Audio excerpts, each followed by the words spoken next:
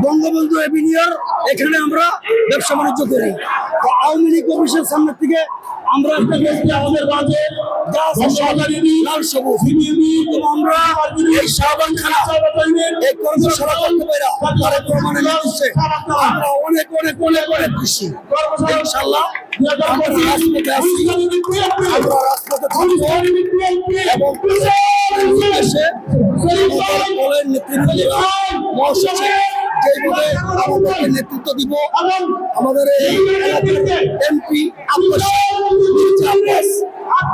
যেভাবে আমাদের নির্দেশনা দিব, ঢাকা মহানগরের সভাপতি সরকারের করবে আমরা সেইভাবে কাজ করবো ইনশাআল্লাহ। যে শাহবাগ থানার তারেক রহমান আজকে এখানে স্কাইভিতে বক্তব্য রাখবেন 31 দফা এবং 31 দফার বাস্তবায়ন নিয়ে আজকের এই কর্মসূচি যে কোনো মূল্যে আমরা সফল করব এবং উৎসাহ উদ্দীপনা সহকারে এই প্রোগ্রাম আমরা সফল করবো ইনশাআল্লাহ। এবং সংগ্রামের সাথে সম্পৃক্ত তারাই নেতৃত্ব দেবে এবং এই কর্মশালার মাধ্যমে হোক আগামী সময়গুলোতে নেতৃত্ব দেওয়ার মতো যারা অতীতে সময় দিচ্ছে, দলে সংগঠনের শ্রম গাম দিছে, নির্যাতন নিপীড়নের শিকার হয়েছে, আমরা তাদেরকে নেতৃত্বে চাই।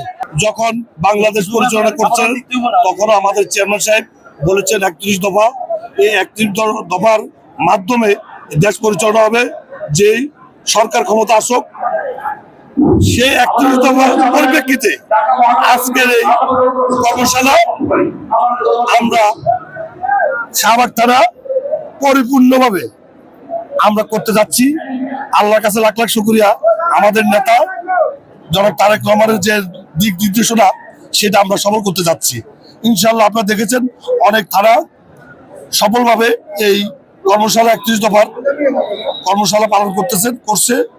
ভবিষ্যতে আমরা এটা ধারাবাহিকতা আমরা মানুষের মাঝে, জনগণের মাঝে এটা আমরা ছিটিয়ে দিব যে 31 দফা কি, আমাদের নেতা কি জন্য 31 দফা দাবি দিয়েছেন, সেটার পরিপ্রেক্ষিতে আমরা জনগণের মাঝে এটা অবস্থান করতে চাই।